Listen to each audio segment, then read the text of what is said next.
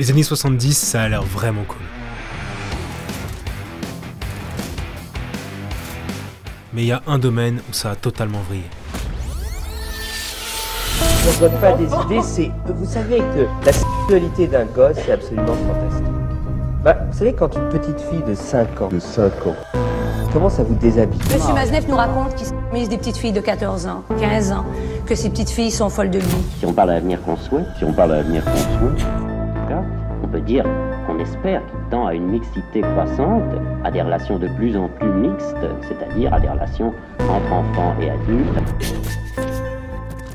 Philosophes, intellectuels, politiques, artistes, des milliers de gens très influents, dont beaucoup qui sont encore très influents aujourd'hui, ont pendant des dizaines d'années milité en faveur des relations intimes entre enfants et adultes. En gros, ils ont milité pour la... Aujourd'hui, on s'intéresse à un terrible scandale que beaucoup essayent de faire oublier. On se demande comment les relations intimes entre enfants et adultes ont été défendues et promues pendant près de 30 ans par autant de personnes influentes dans autant de médias. Qui ont été les plus grands défenseurs de ces crimes et quelles ont été leurs méthodes pour les banaliser? Alors malgré toute l'abomination des actes dont on va parler ici, je vais essayer de le faire de la manière la plus rationnelle et dépassionnée possible. Parce que bien que le sujet soit malaisant, lourd, terrible, il faut l'aborder d'une manière froide et factuelle, mais surtout, il faut s'y intéresser et en parler parce que ce sujet est encore d'actualité. Dans la vidéo, vous remarquerez que j'ai essayé de changer et de censurer le plus de mots possible que YouTube n'accepterait pas pour que la vidéo ne soit elle-même pas censurée. Le mot p a été systématiquement remplacé par prédation d'enfants ou juste prédateur. Mais malgré ça, bien entendu, la vidéo ne sera ni monétisée ni sponsorisée. À part peut-être par vous. Donc si vous souhaitez soutenir mon travail, vous pouvez gratuitement m'envoyer de la force en aimant, partageant, commentant la vidéo, sans oublier de vous abonner à la chaîne. Maintenant, si vous souhaitez m'aider à financer mon travail, je vous invite à vous rendre sur Tipeee pour me faire un petit don, même la plus petite somme est la bienvenue. Sachez que pour le coup, vous êtes mon premier sponsor et je manquerai pas de vous créditer à la fin de mes vidéos. Je vous mets le lien en description, je vous remercie sincèrement pour votre soutien et sur ce, je vous laisse avec un scandale beaucoup trop ignoré aujourd'hui.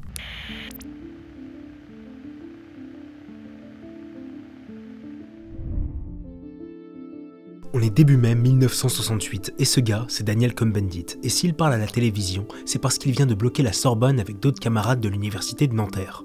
Ici, nous occupons la Sorbonne. La Sorbonne, c'est l'une des plus prestigieuses universités de Paris et son blocage symbolise deux choses essentielles dans la suite des événements.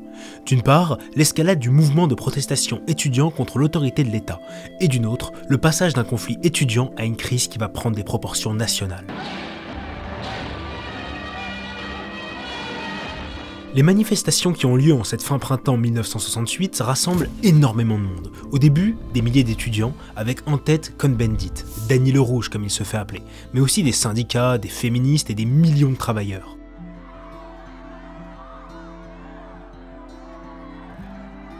Pendant un mois, la France est en grève générale, mais dans tout ce beau monde, ceux qui vont le plus nous intéresser aujourd'hui, c'est eux.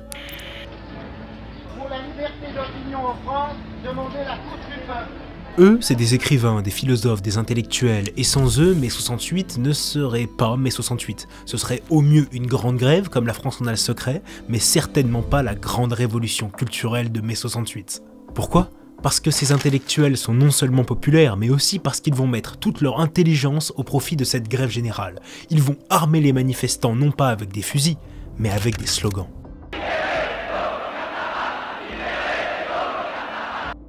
En quelques jours, les murs de Paris sont couverts de tags. Partout des slogans libertaires sont écrits en grosses lettres. On peut y lire « Il est interdit d'interdire »,« Sous les pavés la plage » ou « Il faut jouir sans entrave ». Mais qu'est-ce qu'ils veulent dire au juste? Pour comprendre, petit retour sur la France des années 1960. À cette époque, les mentalités n'ont rien à voir avec celles d'aujourd'hui. C'est banal que les mariages soient encore arrangés par les parents. Se mettre en couple et avoir des relations avec qui on veut, et surtout avant de s'être passé la bague au doigt, c'est hyper mal vu par à peu près tout le monde. Mais le pire, c'est peut-être à l'école, où les professeurs ne sont absolument jamais remis en cause, et ce, même quand ils frappent un élève. Vous avez le droit de vous moquer. Le modèle de discipline, c'est l'armée. Ça peut nous choquer aujourd'hui, mais à l'époque, l'autorité des adultes est absolue sur l'enfant, et la morale est religieuse, chrétienne, stricte, et juge violemment tous les comportements marginaux. Pour beaucoup de jeunes, ça les saoule cette discipline. Tout ce dont ils rêvent, c'est moins d'autorité et plus de liberté. Mais justement, plusieurs événements vont mettre un coup de pied là-dedans. À la fin des années 60, le confort de vie des Français augmente énormément. Alors ça pour plein de raisons. Déjà, il y a du boulot de partout, ça paye. Et là où la plupart des familles dormaient à 5 dans la même pièce, des nouveaux logements sont construits dans toutes les grandes villes avec des toilettes, des salles de bain et des chambres individuelles même pour les enfants. Alors aujourd'hui ça peut paraître anodin, mais c'est un luxe de dingue pour l'époque. Et parmi toutes ces innovations, une est particulièrement révolutionnaire parce qu'elle va modifier les comportements intimes d'à peu près tout le monde. C'est la pilule contraceptive. Il est certain que maintenant, avec la mentalité actuelle des gamines de 16 ans, la pilule est absolument une chose merveilleuse. La pilule, vous savez sûrement ce que c'est. C'est un cachet qui permet aux femmes d'empêcher l'ovulation pour éviter une grossesse. Longtemps combattue par certains politiques et religieux de l'époque, elle est finalement autorisée en 1967 et change drastiquement le rapport à la sexualité des femmes, mais aussi des hommes. Avant, faire l'amour était synonyme d'avoir des enfants, tôt ou tard en tout cas. Avec la pilule, faire des galipettes, ça devient surtout un loisir. Bon, autant vous dire que ça plaît pas à tout le monde, l'église condamne fermement la pilule et considère que c'est une étape vers la dénatalité et la décadence. Pendant qu'au contraire, de nombreux intellectuels de gauche considèrent que c'est un formidable progrès et qu'il faut se débarrasser de cette morale conservatrice qui limite les libertés. Je veux témoigner dans la rue parce que je suis un intellectuel. Ok, maintenant que vous êtes un peu plongé dans l'époque, retour en mai 68 avec ces fameux slogans. Les slogans qu'écrivent les manifestants résument bien la pensée des intellectuels qui soutiennent le mouvement. Par exemple lui, sous les pavés la plage. Celui-là, il est particulièrement intéressant. Il veut dire que si on explose les pavés des rues, les rues représentant la société traditionnelle et quadrillée, ordonnée, eh bien en dessous, on aura la plage étant un état de nature déconstruit, mais aussi beau et agréable. Sous les pavés la plage, c'est une invitation au voyage et à la lutte. C'est une invitation à déconstruire la société pour revenir à quelque chose de moins ordonné. Et tenez celui-ci. Lui, il est plus simple. Il est interdit d'interdire, ou même il faut jouir sans entrave. Je crois que vous n'avez pas trop besoin de moi pour comprendre. En fait, ça veut juste dire qu'on fait ce qu'on veut et que personne ne devra avoir quelque chose à redire. Mai 68, c'est ça, c'est la jeunesse, la liberté, c'est un mouvement qui va envoyer toutes les normes, les valeurs, la morale au feu. À l'époque, il y a un journal communiste qui résume bien cette idée, c'est Mao Spontex. Il titre par exemple que tout doit être remis en question. Voilà, pour eux comme pour les leaders du mouvement, tout devait changer. En ce sens, mai 68 ne pouvait être qu'une simple grève, ça devait être une véritable révolution. C'était pas seulement pour avoir une semaine de congé de plus que les manifestants étaient dehors, mais c'était pour changer le monde. Alors sur le papier, effectivement, mai 68 n'a ni fait tomber l'État, ni le président. Oui, Charles de Gaulle est resté au pouvoir, donc comment peut-on parler de révolution? Eh bien on en parle parce que si l'on veut bien voir, mai 68 n'a peut-être pas fait tomber l'État, mais a opéré un changement radical dans la culture française. Mai 68, c'est bien une révolution, mais une révolution culturelle. Mais alors, qu'est-ce qu'il a autant révolutionné ce mouvement dans ce cas? Bah en vérité, à peu près tout. Alors je sais qu'aujourd'hui on s'en rend plus forcément compte, mais les changements en matière de morale, en matière de mœurs, en matière d'éducation qui sont dus à ce mouvement sont immenses. Tenez par exemple, la loi Veil qui légalise l'avortement. C'est un fruit de 68. La banalisation des relations hors mariage, c'est 68. L'acceptation de l'immigration africaine, de l'égalité salariale entre les hommes et les femmes, la dépénalisation de l'homosexualité, la majorité à 18 ans et j'en passe, bah tout ça, ça vient des effets de mai 68. Je vous ai dit que l'origine de mai 68, c'était des étudiants en colère. En gros, ils en avaient marre d'être pris pour des personnes inférieures aux adultes, d'être considérés en somme comme des individus de seconde zone. De ce combat des jeunes contre la société, des philosophes comme René Scherrer ou Jean-Paul Sartre vont inclure cette volonté d'égalité entre jeunes et adultes dans le grand mouvement égalitaire de l'époque. Le combat égalitaire qui dit que la femme est l'égale de l'homme, que les ouvriers sont égaux aux patrons et que les personnes d'origines étrangères sont égaux aux Français blancs. Mais ces philosophes, à travers mai 68, ils vont faire une déduction logique. Ils vont inclure les enfants à ce combat égalitaire. Ils vont déclarer que les enfants doivent aussi être à l'égal de l'adulte. Sur le papier, ça tient à peu près la route, mais vous allez voir qu'en application, c'est hyper dangereux de penser comme ça. Mais avant, revenons sur les théoriciens de cette révolution culturelle. Les intellectuels et philosophes de mai 68 n'ont certes pas les mêmes idées, avec certains qui sont communistes, trotskistes, socialistes et même anarchistes, mais tous appartiennent à la même famille politique, la gauche. Pour eux, Marx était la référence absolue en matière de domination, et selon ce logiciel, les enfants sont comme les ouvriers, des opprimés, car ils vivent sous la domination des adultes. Et leur référence en matière de psychologie est le psychanalyste Sigmund Freud, qui considère lui que toutes les névroses viennent du même problème, la sexualité. Et il s'avère que justement, les seuls à être privés de sexualité, bah c'est les enfants. C'est-à-dire que la morale officielle dit, c'est-à-dire l'enfant n'a pas droit à la sexualité, c'est-à-dire au plaisir. Il faut qu'il attende l'âge de la procréation, qu'il attende d'avoir fait fondé une famille, d'être responsable, ce qui est toujours le grand mot. Donc d'après le logiciel de pensée de ces intellectuels, les enfants doivent de 1 être libérés des adultes et de 2 avoir une vie intime. Bon, là vous vous dites sûrement qu'il faut être complètement détraqué pour penser à un truc pareil, mais à la fin des années 60, dans cet esprit de remise en question totale de la société, de « il est interdit d'interdire » et d'il faut jouir sans entrave, la démonstration Freud-Marx, elle est logique. Elle est tellement logique que ceux qui s'y opposent, ceux qui considèrent que les enfants sont des êtres à protéger du monde adulte, eh bien c'est des méchants, c'est des bourreaux d'enfants, des réactionnaires. Alors bien évidemment, l'écrasante majorité de la population se fout de cette pseudo-démonstration philosophique. Pour eux, un enfant reste un enfant, et c'est très bien comme ça. D'ailleurs, c'est une question de bon sens de considérer qu'un enfant n'a tout simplement pas l'expérience pour avoir les mêmes responsabilités qu'un adulte. Mais pour une certaine élite intellectuelle, sûrement aveuglée par leur combat politique ou tout simplement détraquée, bah ce bon sens vis-à-vis de l'enfant n'a tout simplement pas de sens. Pour eux, l'enfant est un adulte comme les autres et pourra entretenir des relations intimes avec des adultes comme les autres. Si on parle à l'avenir qu'on souhaite, en tout cas, on peut dire qu'on espère qu'il tend à une mixité croissante, à des relations de plus en plus mixtes, c'est-à-dire à des relations entre enfants et adultes, à des relations... Mais alors là, une ou deux questions doivent vous brûler les lèvres. Qui pensait comme ça et comment ils ont pu répandre leurs idées pendant plus de 20 ans sans être inquiétés? Vous en faites pas, on va y répondre. Mais avant de rentrer dans ce bien triste volet de l'histoire intellectuelle de la gauche française, il faut que je vous parle d'une étude scientifique. Une horrible étude scientifique. Horrible parce qu'elle a servi pendant des décennies de justification à la prédation d'enfants. Hélas oui, une telle chose existe, parce que jusque-là on a vu sur quel principe philosophique la prédation d'enfants s'appuie, avec l'égalité entre l'enfant et l'adulte, on a vu la révolution culturelle qui a mis en application ces principes philosophiques, mais il y a encore autre chose que vous devez connaître pour la suite de la vidéo. Pour rendre la prédation d'enfants plus acceptable, la philosophie ne suffisait pas. Il fallait quelque chose de plus tangible, une science plus rigoureuse, et c'est justement là qu'intervient ce type. Practically nothing known about human sexual behavior in comparison with what we knew about the sexual behavior of other animals. Ce gars, c'est Alfred Kinsey. Et Alfred, il est chercheur sexologue. Mais à la différence de la plupart des chercheurs de son domaine, Alfred, il est complètement ravagé. Ah pardon, c'est pas ce que je voulais dire. Enfin, si, le type est complètement dingo. Mais surtout, il est financé. Extrêmement bien financé. Derrière lui, il a l'une des plus grosses fondations d'investissement du monde, la fondation Rockefeller.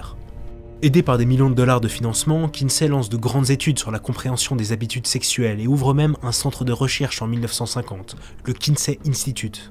Bon, sur le principe, il n'y a pas de mal à faire des recherches sur ce domaine, bien au contraire même, car si je suis là à vous parler et si vous êtes là à m'écouter, c'est justement grâce à ce domaine particulier qu'étudie Kinsey. Donc plus on apprendra des choses dessus, mieux ce sera, n'est-ce pas? Sur le principe, oui, et ça, Kinsey, il en est convaincu. Mais le problème, c'est que Kinsey, il veut tout, mais alors vraiment tout étudier sur le sujet. Déjà, il part du postulat que des comportements considérés comme inacceptables comme l'inceste ou la prédation d'enfants sont en vérité beaucoup plus répandus que ce que l'État veut nous faire croire. Alors il part avec son équipe à la recherche de familles incestueuses et prédatrices à travers les États-Unis pour faire des études sur les enfants touchés par ces comportements. Ok, le sujet est affreusement glauque, mais ça reste un sujet d'étude louable si c'est pour aider les familles justement.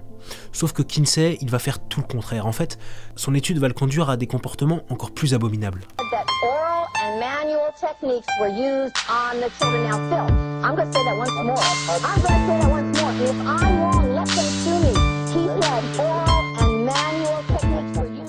Dans le chapitre 5 de son sinistre rapport qui s'appelle « Développement et activité précoce », Kinsey cherche à démontrer que les enfants et même les nourrissons peuvent avoir une vie intime. Entre 317 et 2035 enfants seront utilisés pour son rapport et tous seront victimes de traitements que je préfère taire ici, mais tous laisseront des séquelles indélébiles sur ces enfants et surtout mériteraient d'être jugés le plus sévèrement possible. Mais le pire dans ce rapport, c'est qu'à la suite de ça, Kinsey, il va devenir une vraie petite star. En fait, ça sera la référence en matière de comportement intime. Les années qui suivent son étude, il sera accueilli dans toutes les grandes universités occidentales pour parler de ses recherches, et malgré les atrocités qu'il a fait subir à des milliers d'enfants, il sera quand même désigné comme le meilleur expert au monde de la sexualité. En 1970, aucun journal scolaire ou comité d'avocats ne considère les lois en lien avec la sexualité sans se référer à l'étude de Kinsey. D'après la Westlaw, la plus grande base de données légale, le rapport Kinsey a eu plus de 650 citations en moins de 20 ans. Je sais pas si vous imaginez ce que ça fait, mais c'est littéralement une référence absolue. Pourtant, les revendications de Kinsey étaient très claires. Il militait pour le retrait total de la majorité sexuelle, pour une éducation de la vie intime dès l'entrée en maternelle, et d'encourager les enfants à développer ce genre de comportement le plus tôt possible. Of children, he said 100% are orgasmic from birth. Therefore, children can benefit from sex with adults and even incest, so that which is illegal. So we need to lower the age of consent. He was working toward making everything legal, but that's all right. Children need early explicit school sex education since they're from birth. Alfred Kinsey, c'est la caricature du militant prédateur, et son rapport et les conclusions qui en découlent ne vont pas s'arrêter aux frontières des États-Unis. Après avoir traversé l'Atlantique, ses recherches seront immédiatement traduites et feront le bonheur de tous les détraqués d'Europe et seront aussi le fondement même de la libération sexuelle de mai 68. Les intellectuels dont on va parler maintenant avaient tous connaissance de ce rapport et parlaient sous couvert des recherches de Kinsey.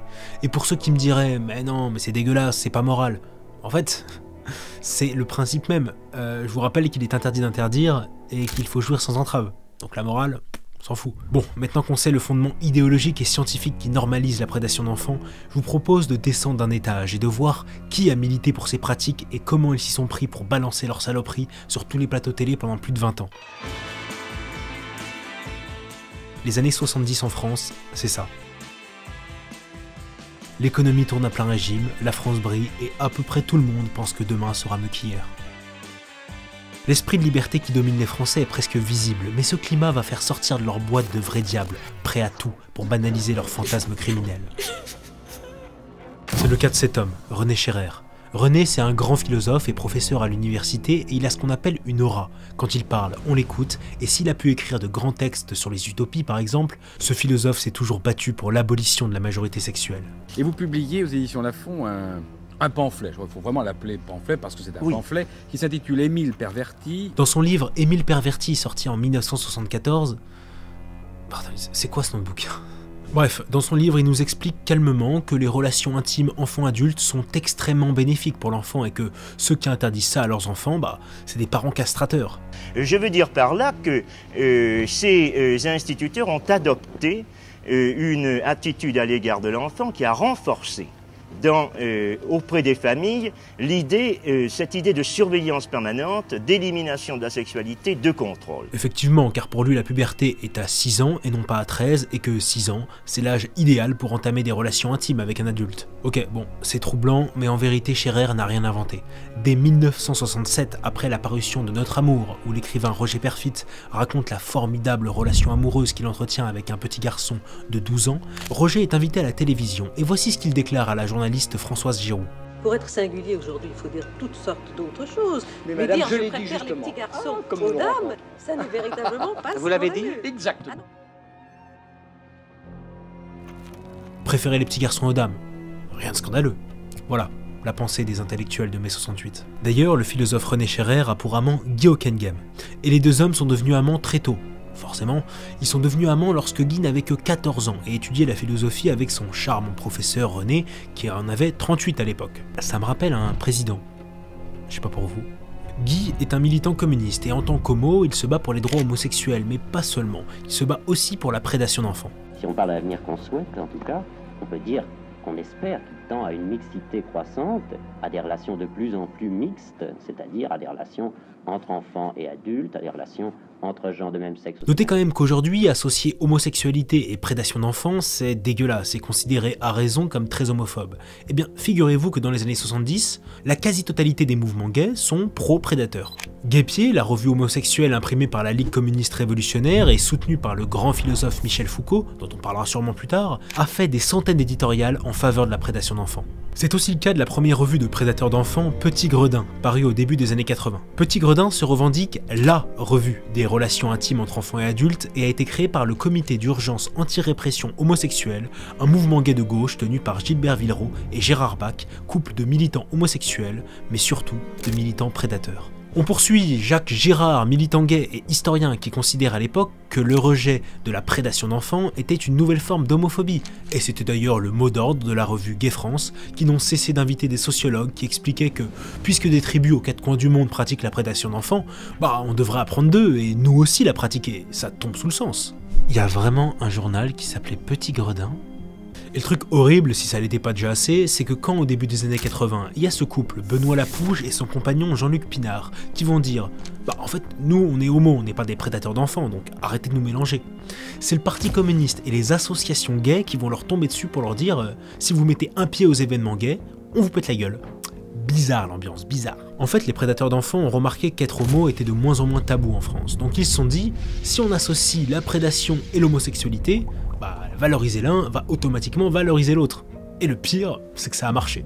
Sous couvert d'un front commun communiste des opprimés contre des dominants, les prédateurs se sont tranquillement rangés dans la lutte politique des homos alors qu'en fait, c'est juste des criminels. Cela dit, c'est quand même bizarre que cette arnaque, cet esbrouf soit passé pendant 20 ans sans véritable rejet de la part ni des mouvements de gauche ni des mouvements homosexuels. Pour nous, il est inadmissible que pendant... Le cas de Daniel Cohn-Bendit est justement très intéressant à ce niveau. Daniel Cohn-Bendit, c'est le leader de mai 68, à qui on a donné un petit surnom à l'époque, Danny le Rouge. Pourquoi le rouge? Parce que c'est la couleur des communistes et de la révolte. Donc Daniel est un militant politique, mais il a une autre activité. Mais allez, cette fois-ci, je vais être poli, je vais laisser l'intéressé parler directement de ce qu'il fait. J'ai travaillé pendant 2 ans dans le jardin d'enfants ici. C'est le jardin d'enfants officiel de l'université de Francfort. C'est un jardin d'enfants qui se dit anti-autoritaire. Anti-autoritaire veut dire que les enfants non pas puissent faire ce qu'ils veulent, mais qu'on essaye de développer le plus possible l'autonomie des enfants. Ok, donc c'est une espèce d'école Montessori, c'est ça? Pour moi, ça a été une possibilité de réfléchir sur moi, c'est-à-dire en ayant des expériences avec les gosses, en jouant avec eux, en des rapports émotionnels et même sexuels, sexuels.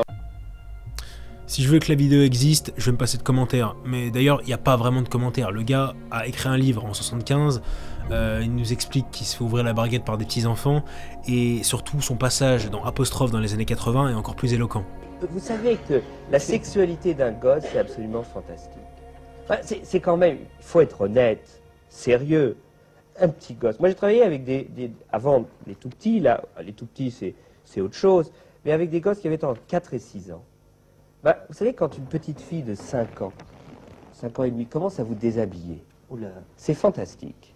C'est fantastique, parce que c'est un jeu absolument érotico-maniaque. Bon, tout est sordide dans ce passage, que ce soit ce qui est dit ou les ricanements idiots des invités, mais ce qui est encore plus troublant, c'est que Cohn-Bendit n'a jamais été inquiété pour ça. Encore récemment, il conseille le président Macron et fait le tour des plateaux télé pour nous dire pour qui voter. Il faut arrêter de dire que le peuple a toujours raison, sans quand un peuple vote pour l'extrême droite. Il n'a pas raison, même si c'est le peuple. Bon, jusqu'à maintenant, je vous ai parlé de personnes individuelles et de groupes marginaux qui ont fait l'apologie de la prédation d'enfants. Mais maintenant, mettons le viseur sur des plus grosses entités, sur des grands médias extrêmement influents qui ont été les défenseurs de ces crimes. En tête, on commence avec du lourd, Libération, le journal de gauche par excellence qui a fait la promotion de la prédation d'enfants, l'un de ses chevaux de bataille pendant près de 30 ans. Dès 1973, alors que le journal est dirigé par le philosophe Jean-Paul Sartre, les relations entre enfants et adultes y sont fièrement défendues. Dans un article intitulé « Le de l'enfant, celui de l'adulte et leur échange », on y lit un témoignage de quelqu'un qui parle d'un week-end consacré à l'enfance. Voici ce qu'il nous dit. Nous avons parlé de relations intimes entre enfants et parents après qu'un père ait devant nous tous et devant sa fille dit qu'il avait fait l'amour avec elle. On s'interrogeait par exemple s'il fallait faire l'amour devant ou avec ses gosses. Ah bah oui, logique, c'est exactement ce qu'on a envie de lire pendant son café le matin. Et ça, c'est rien par rapport à ce qui suit. Guy Hockenheim, l'amant du philosophe René Scherrer, dont on a déjà parlé juste avant, est également l'un des principaux journalistes à Libération. Là, je crois qu'on a débusqué une tanière de prédateurs, donc j'imagine que c'est logique qu'il y en ait plusieurs qui sortent. Bref, Guy va écrire un article avec Gilbert Villeroy, un condamné à 1 an de prison, où il décrira précisément ses relations avec des garçons prépubères de 10 ans. 10 ans. Mais pour Jean-Luc Hennig, autre grand journaliste de Libé, pour lui 10 ans... ça fait trop. Il écrivait, lui, qu'à 4 ans, un enfant pouvait déjà avoir une vie intime avec un adulte. Libération était le repère de prédateurs, et d'ailleurs il s'en cachait pas. Au contraire, en 1977, quand Gérard Roussel eut un procès pour avoir eu des relations intimes avec une enfant de 7 ans, le journal lui fit une publicité pour son comité de soutien, avant de publier à de nombreuses reprises de petites annonces pour que des adultes trouvent des mineurs dispo. Libération, en fait, c'était un peu un mythique pour prédateurs d'enfants. Voici par exemple le genre de une qu'on pouvait voir chez Libération. Bon, je vais sûrement devoir la censurer, mais je vais essayer de vous la décrire. Alors vous avez écrit en gros « Apprenons l'amour à nos enfants » et le dessin c'est une gamine entre 6 et 10 ans qui tient quelque chose dans la bouche. Je vous laisse deviner quoi. Oui, ce torchon était vendu librement et de grands philosophes ne voyaient vraiment pas le mal à ça parce qu'après tout, il est interdit d'interdire. La même année, en 77, Libération lance avec Le Monde, dont on va aussi parler, une grande tribune pour la défense de 3 prédateurs qui ont organisé des soirées avec des dizaines de prépubères. Et alors là, surprise, la tribune de soutien, au lieu d'être immédiatement supprimée, elle suscite un grand engouement chez les intellectuels de gauche. Jean-Paul Sartre, Michel Foucault, Jacques Derrida, Simone de Beauvoir et j'en passe. En tout, c'est près d'une centaine de personnalités influentes qui se positionnent au nom de l'idéologie égalitaire pour l'autorisation des relations intimes avec les enfants. Et si la propagande de Libé n'était pas suffisante, Le Monde, fameux journal référence, y a aussi participé à cœur joie. Déjà dans sa rédaction, on a des gars comme lui, Christian Aignon, qui se vantait d'entretenir des relations avec des enfants entre 10 et 15 ans. C'est dans ce même journal que l'auteur Gabriel Matzneff, prédateur parmi les prédateurs, qui a fait de ses abus un sujet phare de ses ouvrages, était chroniqueur au Monde pendant plus de 5 ans. Il se vantera d'ailleurs d'avoir lancé la mode prédateur chez Le Monde. Quel repos la prostitution. Les gamines et les gamins qui couchent avec moi sans m'aimer, c'est-à-dire sans prétendre dévorer mon énergie. Et si la défense et la promotion de ces crimes ne sont pas déjà assez laids, la manière dont ils sont défendus le sont encore plus. La faille que vont exploiter ces médias pour promouvoir les prédateurs est l'affection du public pour les martyrs. En gros, ils vont jouer la carte de la victimisation à fond. On fabrique du prédateur sur mesure à jeter derrière les barreaux, comme on fabriquait les juifs à enfourner. Ou encore, les homos qui rejettent les prédateurs, c'est comme le noir qui dénonce le juif. Des phrases immondes qui ne cachent pas leur objectif, faire passer les prédateurs pour les nouveaux grands discriminés de leur temps, comme si la persécution qu'ils subissaient n'était pas du tout légitime. Mais ce que ces criminels ont oublié, c'est que les seules véritables victimes dans cette affaire, ce sont les enfants. Et ça, dans l'opinion publique, personne ne l'a jamais oublié. Face à toute cette propagande pro-prédateur, on peut se demander s'il y avait vraiment des adversaires publics qui s'opposaient à eux. Eh bien oui, il y en a eu, mais finalement assez peu, car face à cette armée d'intellectuels et de médias de gauche, il était dans ces milieux médiatiques et intellectuels plus dangereux de s'opposer publiquement aux prédateurs que de laisser ces criminels détourner des mineurs. Malgré tout, des ennemis, les prédateurs, ils en ont eu quelques-uns, et aussi curieux que ça puisse paraître aujourd'hui, les premiers ennemis de ces gens, c'étaient les religieux. Aujourd'hui, quand on parle de relations intimes enfant-adulte, beaucoup s'imaginent que les prêtres sont en tête de liste. Alors oui, il y a eu beaucoup de scandales dans l'église, mais en vérité, il y en a tout autant dans l'éducation nationale, c'est juste que ça fait moins scandale. Mais surtout, la vérité, c'est que la majorité des prêtres ont en horreur ces comportements. Pour rappel, les prêtres ont fait vœu de chasteté, ça veut dire qu'ils ont rejeté le fait d'avoir une vie intime avec une autre personne. De plus, ils considèrent que les enfants sont la pureté incarnée, ça veut dire que l'adulte qui s'allie à un enfant par ses actions perverses est un monstre, ni plus ni moins. Et d'ailleurs, c'est exactement l'un des combats du pape Jean-Paul II qui dénoncera la révolution culturelle de mai 68 en disant que c'est une destruction des repères moraux essentiels de l'humanité. Tout comme son successeur Benoît XVI, qui écrit dans son livre L'Occident en crise, craignait les dérives d'une société qui sacralise la liberté individuelle au détriment des plus vulnérables, notamment les enfants. Les autres ennemis avérés et sûrement les plus violents envers les prédateurs, c'est l'extrême droite. Dès le début des années 70, on a France Soir et Minute, qui sont deux médias considérés souvent comme à l'extrême droite, qui vont sévèrement attaquer les prédateurs en les traitant de pourrisseurs de jeunesse et qu'il est abominable de laisser de tels débats avoir lieu en France. Minute y va encore plus fort, je les cite. Les articles qui défendent la prédation d'enfants sont autant de tissus d'immondices que ces avocats sont d'abominables crapules et ces prosélytes méritent les plus extrêmes châtiments. À savoir qu'au même moment, la peine capitale est encore d'actualité en France. Ça en dit long sur ce qu'ils en pensent. Un discours encore célèbre de Roger Olindre, bras droit de Jean-Marie Le Pen, est encore un peu célèbre, je vous en mets quelques extraits. Comme tout est parti à volo, on en arrive aujourd'hui à ce qu'on prostitue des gamines de 3, 4, 5, 6 ans. Une gamine est d'overdose dans un bar en Belgique, c'était la fille d'une prostituée qui l'avait confiée au patron du bar, et le patron du bar la faisait monter. Elle montait avec des clients. Et comme la gamine hurlait trop, eh bien, il la bourrait de drogue.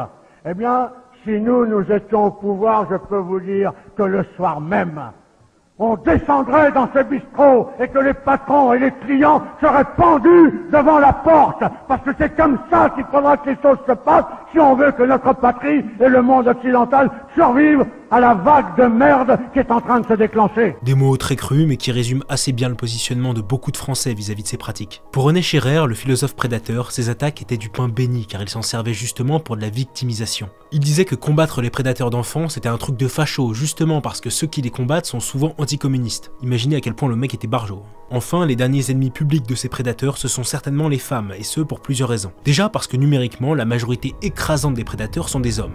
Ensuite, parce que dans leur rôle historique, les femmes sont plus sensibilisées à la protection des enfants. C'est elles qui remarquaient qu'un enfant était abusé beaucoup plus vite que les hommes. Enfin aussi parce que ce sont les féministes qui ont mis en avant la question du consentement, et qui dit consentement dit aussi consentement de l'enfant. C'est d'ailleurs une femme, l'auteure Denise Bombardier, qui dans une émission confronte le prédateur Matzneff. C'est parce que ce que nous raconte M. Matzneff dans un livre qui est très ennuyeux. M. Matzneff nous raconte qu'il s***ise des petites filles de 14 ans, 15 ans, que ces petites filles sont folles de lui. On sait bien que des petites filles peuvent être folles d'un monsieur qui a une certaine aura littéraire. D'ailleurs, on sait que les vieux monsieur attirent les petits-enfants avec des bonbons. Ah ça y est, enfin les prédateurs sont exposés, les médias vont enfin pouvoir remettre ça en question, non? Bah non, pas du tout. Le journal Le Monde prend la défense de Matzneff et publie, une fois de plus, on voudrait juger un homme à l'aune des valeurs petites bourgeoises. La condamnation au nom de l'ordre moral est le meilleur moyen de ne rien comprendre. Ouvrons les yeux, l'amour aujourd'hui est orphelin. Matzneff affronte cette béance avec un courage de héros et une dignité de martyr. Les médias jouent toujours cette inversion avec le prédateur qui serait un héros martyr, les enfants qui seraient honorés par lui et ceux qui l'attaquent seraient des bourreaux. D'ailleurs, dès la semaine suivante, voici ce que déclare le grand auteur communiste Philippe Solers à propos de Denise Bombardier, la femme qui a critiqué Matzneff. La connasse qu'on vient d'entendre... Non, ça, on va encore avoir un procès. Ça fait rien. Je répète, la connasse qu'on vient d'entendre, qui est canadienne, je crois, qui les résonne comme ça à la télévision. Les prédateurs auront encore de beaux jours devant eux, et ça se voit encore plus dans le monde artistique. Comment ne pas s'attendrir devant la petite, devant ses yeux innocents, devant son sourire. Elle change depuis quelque temps, elle pousse la petite. Quoi de mieux pour un artiste que d'être contre la société, rebelle, anti-bourgeois et transgressif, et qui représente le mieux cet esprit anticonformiste que le prédateur d'enfants? Je pense qu'il y a une espèce d'attirance, quelle qu'elle soit, et puis il y a une obsession et pas d'obsession. Moi je suis obsédé carrément. Et puis je suis obsédé par la catégorie de filles qui viennent me voir.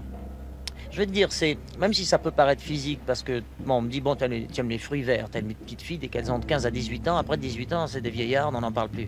Alors je dis, c'est un petit peu ça, et en fait, c'est le contraire. J'aime ou jusqu'à 17-18 ans, après, je commence à me méfier. J'ai fait une chanson, un jour qui s'appelle Petite, parce que tous les hommes de mon âge, en chiffres, je veux dire, à partir de 40 ans, je pense qu'il n'y a pas eu un homme qui n'ait un jour regardé une petite fille en train de devenir une femme avec l'œil de l'homme. On a aussi le cinéma dans lequel un certain nombre de films à caractère de prédation vont être tournés. Oh Dieu, elle est à peine venue au monde et la voilà prête à travailler. Et toi Fanny, tu avais 10 ans quand tu as commencé. Les enchères sont ouvertes, messieurs. On a le droit de regarder avant d'acheter. Jeune homme, regarde autant que tu veux, mais n'abîme pas la marchandise. Mais non content de tourner des films, un festival va être organisé autour du thème de la prédation à Paris en 1978. Oui, un festival.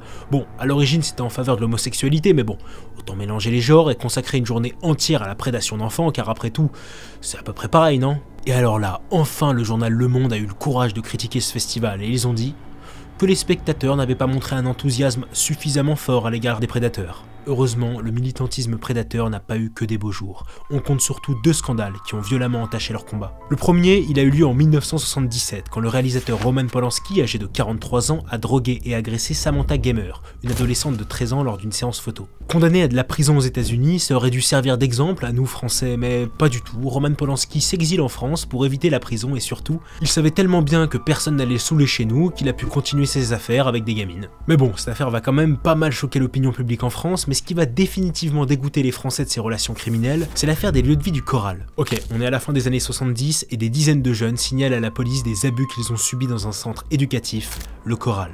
Le Corral, c'est un lieu de vie expérimental fondé en 1975 par différents militants de gauche pour tester des méthodes d'éducation libertaire et autogestionnaire. L'idée semble séduisante, n'est-ce pas? Trop cool, enfin des professeurs gentils. Dans les faits, le Corral sera un des lieux où les pires traitements seront infligés à des enfants, et pour bien plonger dans ce qui est crade et immoral, le Corral n'accueillait pas n'importe quel enfant.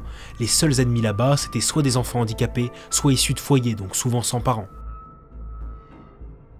La police eut beaucoup de mal à enquêter car la pression qui était mise sur les policiers était très violente. Parce qu'entre des hauts fonctionnaires, des intellectuels, des artistes, en fait, ceux qui fréquentaient ce lieu de vie avaient un très gros réseau. Mais pendant des années, les plaintes des jeunes n'arrêtaient pas d'arriver aux policiers, alors le travail a été fait et ce qui a été découvert est atroce. Les enfants placés dans le corral étaient systématiquement abusés et prostitués à un réseau de prédateurs proches des milieux libertaires. Le réalisateur Bernard Alapetite, les auteurs Matzneff et Tony Duvert, mais aussi des politiques très influents comme Jean-Pierre Rosenzweig, conseiller au cabinet de la secrétaire d'État à la famille, et surtout le ministre de la Culture Jacques Lang. Dans le magazine de cette semaine, vous avez un épisode qui racontait d'un ancien ministre qui s'est fait poisser à Marrakech dans une partouze avec des petits garçons. Bon.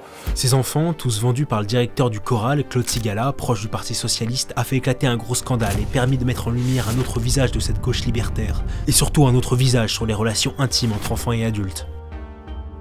Malgré tout, ce scandale n'aura pas mis un véritable coup d'arrêt à la promotion de ce genre de relations dans l'art ou les médias. Il faudra attendre la fin des années 90 pour que le mouvement homosexuel dresse une véritable frontière entre les prédateurs et le mouvement gay, et pour que les journaux Le Monde et Libération laissent tomber ce combat qui a été le leur pendant près de 30 ans. Est-ce que ça signifie pour autant que certains rédacteurs de ces médias actuellement ne partagent plus ces idées ?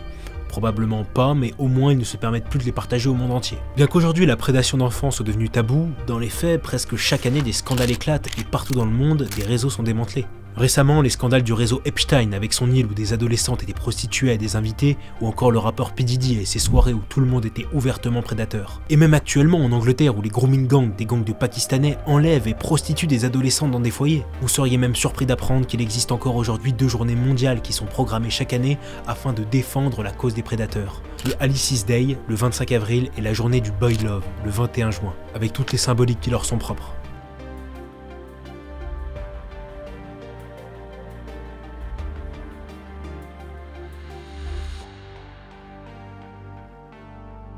Le fait que la prédation d'enfants soit devenue un tabou, c'est peut-être plus un problème qu'une solution.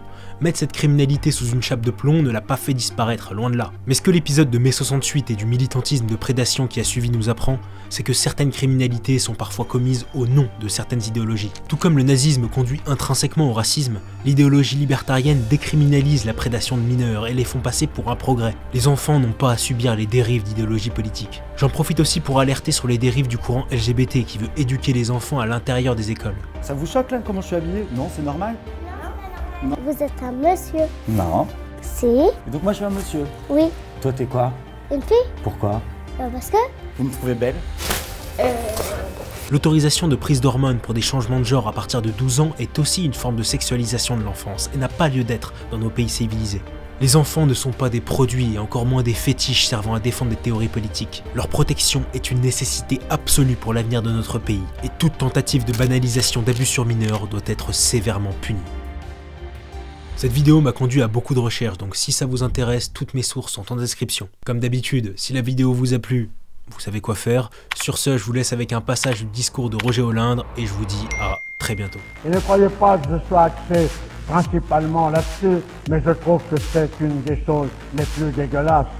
Monsieur Jack Lang, qui prétendait être candidat à la présidence de la République, que l'on m'arrête à la sortie, si ce que je dis n'est pas vrai, a été compromis dans l'affaire des lieux de vie et dans un lieu de vie tenu par des socialistes qui s'appelait le Choral. Et là, des gamins étaient prostitués à des gens comme Jack Lang.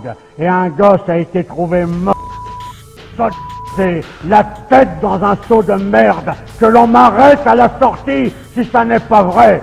Alors je veux bien que demain, on se batte dans une armée pour défendre l'Europe. Je veux bien demain tout ce qu'on veut. Je veux bien, même devant vous à 70 berges, être devant, donner l'exemple et tomber. Mais l'Europe, je m'en tape tant que mon pays est pourri. Et ce que je veux sauver dans un premier lieu, c'est mon pays, c'est ma patrie. Et je veux que tous les Jack Lang de France et d'ailleurs soient pendus haut et court et aient des comptes à rendre. Et c'est uniquement par notre tenue, par notre allant, par notre morale, par notre certitude dans la victoire que nous exigerons que ces gens-là payent parce qu'ils doivent payer.